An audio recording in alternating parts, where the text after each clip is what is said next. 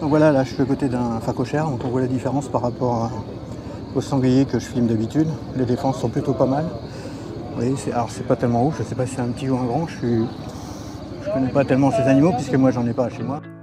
Certains l'auront remarqué, je me suis rendu au Game Fair. C'était la 40e édition de ce salon chasse et pêche qui se déroulait au parc équestre de la Motte-Beuvron. Alors merci pour les invitations, ça m'a fait plaisir, ça m'a permis de découvrir plein de choses, mais quelle drôle d'idée de quitter Paris et ses embouteillages pour se retrouver bloqué à même pas 2 km du parc équestre. Dans un embouteillage de dingue, plus d'1 heure pour rejoindre le truc, tout le monde finissait à pied. Ouais, c'était la folie, mais bon, ça le valait bien puisque malgré la chaleur torride, c'était vraiment un salon super et je vous propose de vous le découvrir, que vous soyez chasseur ou non chasseur, ça ne gêne pas.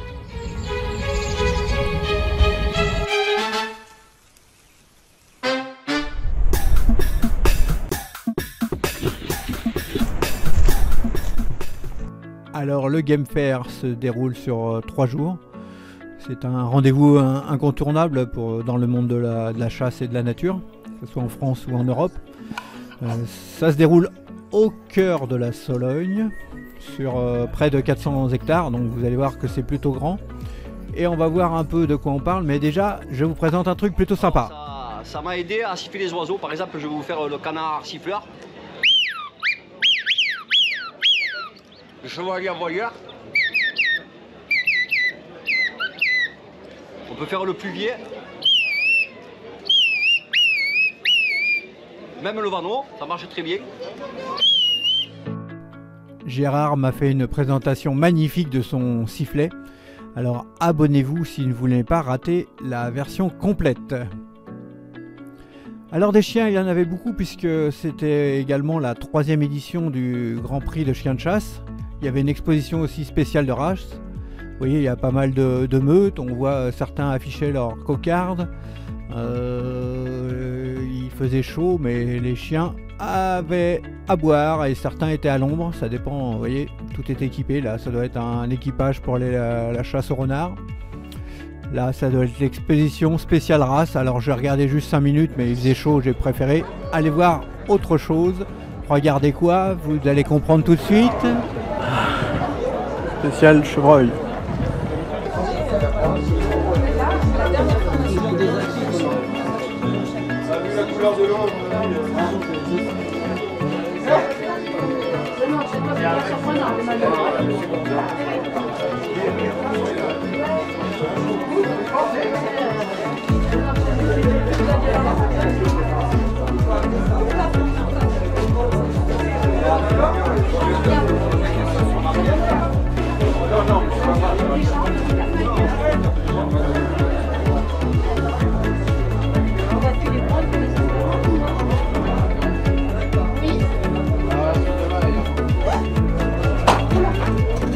Alors septembre à novembre, naissance des pivots. Novembre à décembre, apparition des brocs. Décembre à janvier, chute des brocs. Janvier à mars, croissance des nouveaux bois. Avril-mai, perte des velours. Donc voilà un peu tout ce que j'ai vu lors de mes vidéos. On se retrouve ici.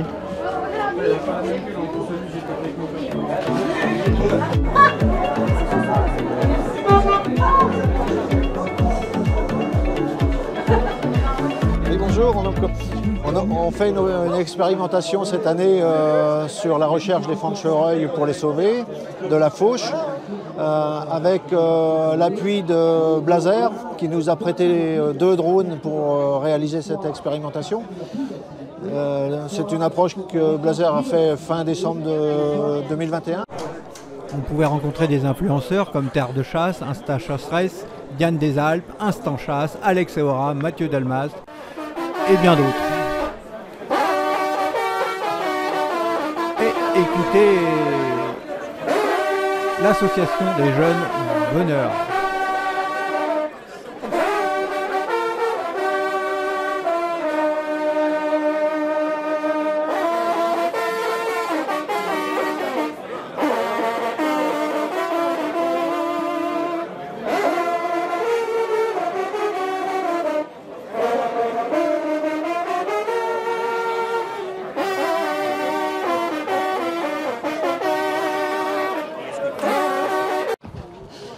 Alors, Union nationale des piégeurs agréés de France. Piégeage utile. Là, on peut voir les empreintes. Ça fait les types d'animaux. Et par exemple, la martre, sa patte, la fouine, les empreintes, le raton laveur, la ragondin avec les traces, pour pouvoir voir un peu toutes les choses. Là, pour mettre les pièges, c'est un peu une démonstration pour expliquer comment. Donc en fait, on fait un trou soit dans le bois, où on pose comme ça. Le piège, il va être mis dedans. Quand l'animal passe, il se retrouve capturé ou il peut être tué selon ce qu'on a mis comme piège. Derrière, il y a des cages trappes. Les cages trappes, ça nécessite aucun agrément. Il faut juste faire une déclaration en mairie. Tout le monde peut poser puisqu'on attrape l'animal vivant. Donc ça permet de pouvoir choisir si l'animal peut être relâché ou non. Là, c'est pour montrer les pièges pour mettre dans des tubes, comment ça s'appelle, des longs tuyaux. La trappe se refermera à un autre bout. Là, les cages à appui. Soit on met un appelant dedans vivant et autour, ils vont venir quand ils viennent défendre leur territoire. Là, juste là, ce piège, je ne sais même plus comment ça s'appelle, quand l'animal va toucher la palette, la cage va se retomber. Donc c'est très rudimentaire, c'est facile à fabriquer soi-même. Les animaux sont attrapés vivants dedans, après à vous de voir ce que vous voulez faire dessus. Voilà, alors je vous invite c'est intéressant, même si vous n'êtes pas ni piégeur ni chasseur, à vous abonner là, au journal des piégeurs de l'UNAPAF. C'est pas très cher, mais vous apprenez pas mal de choses sur la vie des animaux. Regardez cette cage-là, je ne la connaissais pas. C'est pour les animaux qui, vous voyez, ils mettaient un animal vivant à l'autre bout. Là, ils ont mis en plastique pour voir. Et l'entrée avec le piège, la cage va redescendre avec la trappe. Encore un autre type de trappe. Là, c'est... je ne sais pas trop. Derrière, oui. Alors, numéro 1, un jet des chaînes. Donc, je le montre comme ça. Le numéro 2, le ragondin, c'est ça. Au bord de l'eau. Le 3, il est là-bas. Je pense que ça doit être une hermine, non? C'est une hermine, oui. C'est le pelage d'hiver? Oui. Oh bah je deviens fort. Pas tout à fait fini. Le numéro 2, là c'est un jeu de piste. Le numéro 2, bah il n'y en a pas. Non, le 2 on l'a fait 3, 4. Non, le 2 on l'a pas vu. Si, le 2. Ah bah oui, c'est des ragondins, donc le 3 c'est le 4, après 2 c'est 4, voilà. Corbeau freux, voilà. Voilà, le 5 ensuite. Il est là le 5, fouine. Ah non, ouais. Donc la fouine, on l'a... Non, la fouine c'est le 16. Ah non, c'est le 7. Alors, ah bah non, le 5 il est en dessous, il est caché. À ramusquer. Alors je m'approche parce qu'on ne le voit pas bien. Donc il vit dans l'eau. Le numéro 6. Le 6 il est là. Chien vivrain. Ah, il n'y en a pas à côté de chez moi de ça. Il y en a beaucoup en France de ça? Oui. D'accord, ça dépend des régions. Ouais, nous on n'en a pas du tout. Le 7. Le 7, raton laveur. Bah alors ça j'en ai pas non plus du tout à côté de chez moi. Numéro 7. Le 8 il est où le numéro 8? Il est là. Ah, un putois, non? Ah bah j'arrive à en reconnaître quand même pas mal. Le 9 il est où le 9? Le 9 il est là. Ah bah c'est une hermine encore, non? Une belette. Hop là, c'est vraiment tout petit. Voilà la belette, le numéro 9. Ensuite le numéro 10, il est là. Ah c'est le râteau-pied, non? C'est un râteau-pied. Hop. Le 11 il est là. C'est le tourneau. Ah bah oui, non, j'étais pas au bon endroit. Les tourneaux. 12. Vison d'Europe. Vison d'Europe. Ça c'est pareil, j'en ai pas à côté de chez moi. Le 13, Corneille. Corneille qu'on confond souvent avec le corbeau, justement, qu'on appelle un tort. Ouais. Le 14, donc ça c'est la martre. C'est la martre. Alors la différence entre la martre et le putois, c'est par rapport, lui il a pas, ça descend pas sur les pattes, c'est ça, et puis c'est plus jaunâtre. Ah. Vous pouvez me les dire en gros? Ah, la tête est plus grosse. Quand on les regarde comme ça, c'est déjà plus facile. Mais quand on les voit en vrai, c'est pas facile à reconnaître. Hein. Souvent, je me trompe. Alors après le 14, il y a le 15. Le 15, il est où? Il n'y en a plus de 15. Mais on a tout vu, si. Ah, Vison d'Amérique. Bon, voilà, je crois qu'on les a tous vus. La fouine. 16. Ah oui. Voilà, la fouine. Et ben voilà, je vous remercie. Avec service. Donc on était sur le stand des piégeurs, partenaires d'utilité publique. Vous pouvez la retrouver sur piégeur.com ou sur le site de l'UNAPAF, unapaf.fr. J'ai déjà oublié le nom de celui-là, j'ai demandé tout à l'heure, billard. Et c'est du billard, pendant vous me l'avez dit tout à l'heure. Donc là, le piège billard pour attraper tous les canidés. On attrape, il pose la pièce. Ah bah il s'écrit là, en plus. Donc j'aurais dû... Si j'avais su lire, j'aurais pu le savoir. Donc celui-là, le piège, c'est Maroc. Là, c'est la giole. Un giole, celui-ci. Ici, on a Albert. On a le Belle-Île. Belle-Île, il est là.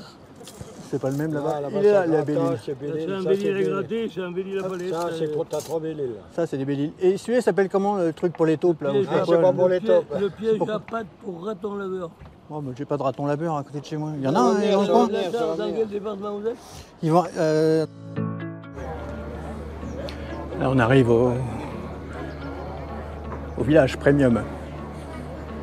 On voit un beau cerf. Un sanglier. Hein. Je sais pas, ça va être du plastique, mais c'est sympa ces petits trucs là. Ouais, je sais pas ce que c'est. Bah voilà, c'est du bronze. Donc ça, on part pas avec comme ça. Alors beaucoup de monde au Game Fair puisque chaque année c'est plus de 80 000 visiteurs avec plus de 600 exposants. Ça représente en gros 5000 marques d'après leur site internet. Qu'est-ce qu'on y trouvait? Toutes les nouveautés en matière d'armes, d'optique. D'ailleurs sur ce stand d'optique on pouvait tester avec un masque à vision 360 les armes sur un parcours de chasse pour pouvoir tirer du gibier. Alors j'ai pas testé, il y avait beaucoup trop la queue, puis j'avais la flemme d'attendre.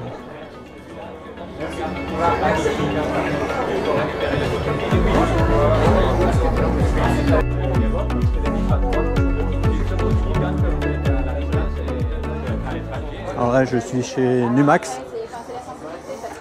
Voici le stand piège photographique. Alors, il y en a pas mal avec énergie solaire pour brancher. Il y en a en 3G, 4G, 5G, je sais pas. Des antennes pour mieux recevoir. Ça qui est super, j'ai déjà testé. Ils ont également tout un tas de jumelles. Ils ont aussi des caméras thermiques, tous les colliers, un peu tout. Quand j'arriverai à faire ça avec ma tronçonneuse, lièvres, des oiseaux, un brocard. Franchement, c'est chouette.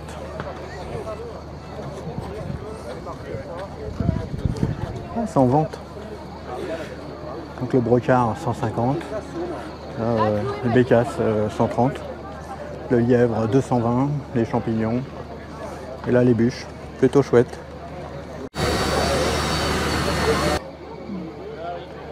Donc Baptiste Hubert Nature, sculpteur sur bois, vous pouvez la retrouver sur son site internet. Je mettrai les infos en description. Un pro de la tronçonneuse.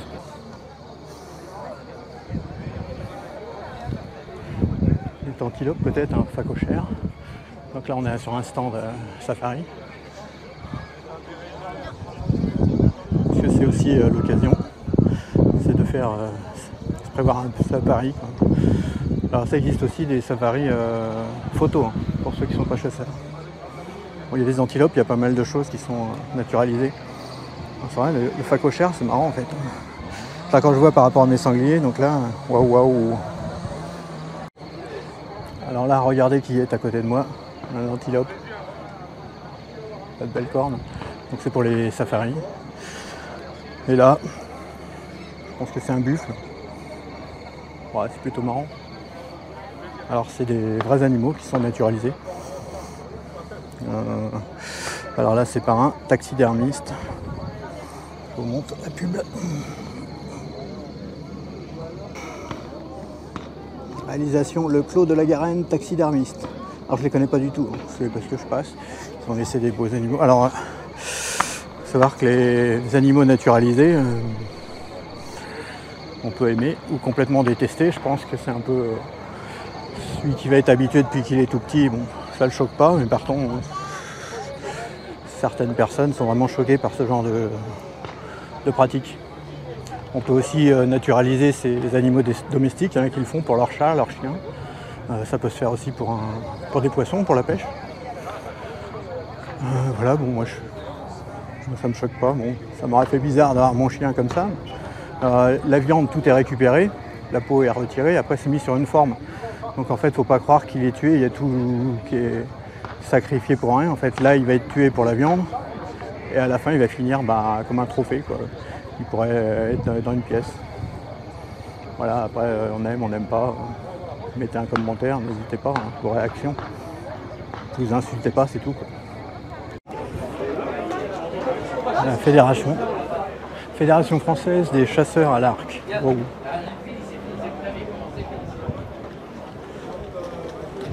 Et voici les cibles d'entraînement. Celui-là est plutôt grand, à moins que ce soit un loup. Il y a les phacochères, je sais pas trop quoi. Il y a vraiment tous les animaux. Alors je sais pas, c'est pour les flèches qui rentrent dedans, je sais pas ce que c'est comme matière. Quand on appuie dessus, ça s'enfonce, je sais pas.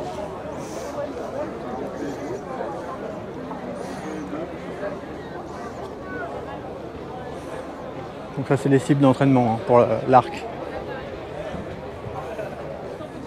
Voilà. Là, on a les arcs.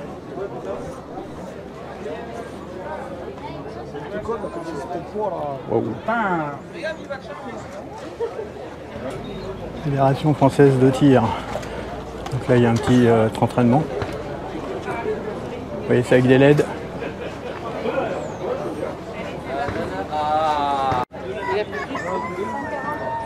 Alors là, c'est plutôt assez marrant, fait avec des morceaux de bois.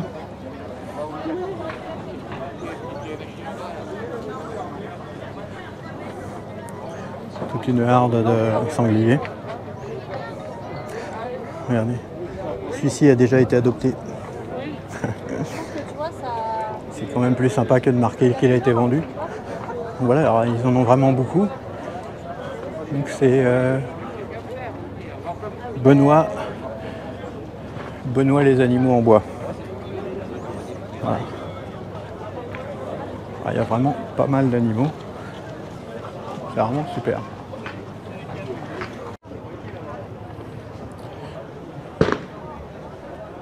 Voilà, c'est le stand que je voulais voir, la Street de Sologne. J'ai acheté pas mal de... Je crois que c'est les salines que j'ai acheté là-bas. Voilà, un mirador comme ça, waouh!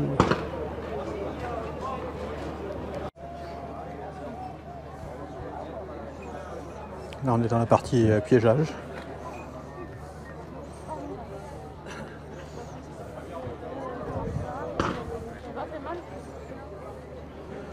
Alors pour certains pièges, il faudra avoir un agrément de piégeur. Et pour d'autres, non, c'est totalement libre.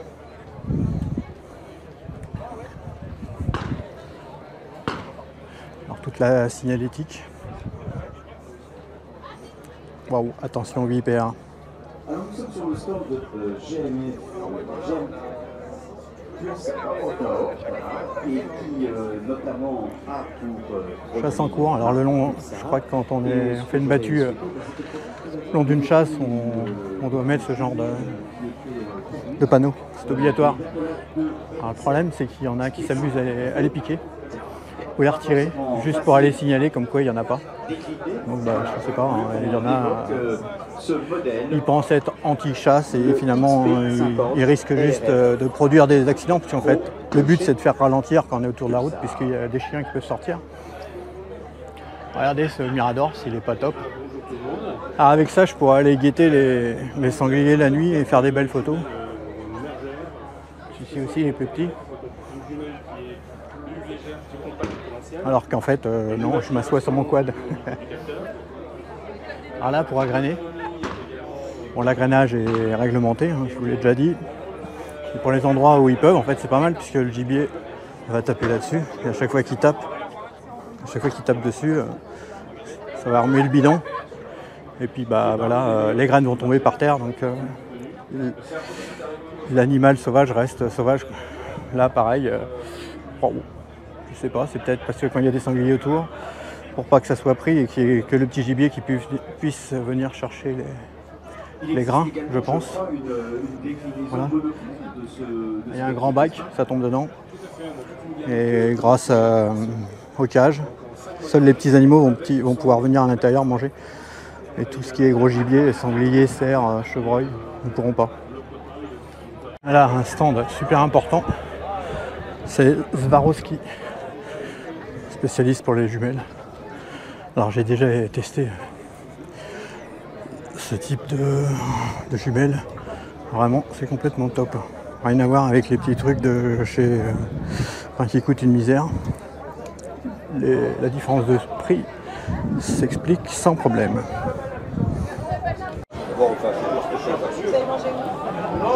La chasse aux facochères. Les 2 ans de Covid a fait que... Ouais, c'est des sacrés bestiaux. D'autres gibiers. Le jeu, la chasse du grand gibier. Donc le but, c'est tu as un plateau avec 4 gibiers. Tu as le cerf, le sanglier, le mouflon et le chevreuil. Le but du jeu, c'est de déplacer ton animal tout au long d'un parcours et qui doit arriver vers des zones de tir où sont postés le chasseur. Et toujours le même principe, hein, si vous voulez pas rater la suite avec ce reportage, vous vous abonnez à ma chaîne, hein, vous cliquez aussi sur la petite cloche pour être averti. Alors c'est bientôt la fin là, de ce petit tour du Game Fair. Qu'est-ce que j'ai oublié de vous dire? Donc il y avait un village chien, on l'a vu, village chasse à l'arc, on l'a vu, village pêche, on va le voir là dans les prochaines secondes. Elle était juste à l'entrée par laquelle je suis arrivé, donc par laquelle je suis ressorti aussi. Il y avait un village artisan coutelier, alors c'est vrai que j'ai oublié de filmer cet endroit-là, pas mal de couteaux qui étaient plutôt pas mal. Qu'est-ce qu'il y avait d'autre? En tout cas, moi je suis resté juste une demi-journée, il faisait très chaud, il fallait que je reparte. J'ai regretté un peu de ne pas pouvoir rester plus longtemps. En plus ce samedi soir il y avait une belle fête, ça devait être plutôt fun. Et puis un feu d'artifice. Alors voici le village pêche. Donc, une partie beaucoup plus petite, j'y suis passé vraiment rapidement, j'ai pas tellement fait de vidéos là-dessus. Alors là on a aussi village pêche. Merci d'être resté jusqu'à la fin de la vidéo. N'hésitez pas à mettre un commentaire.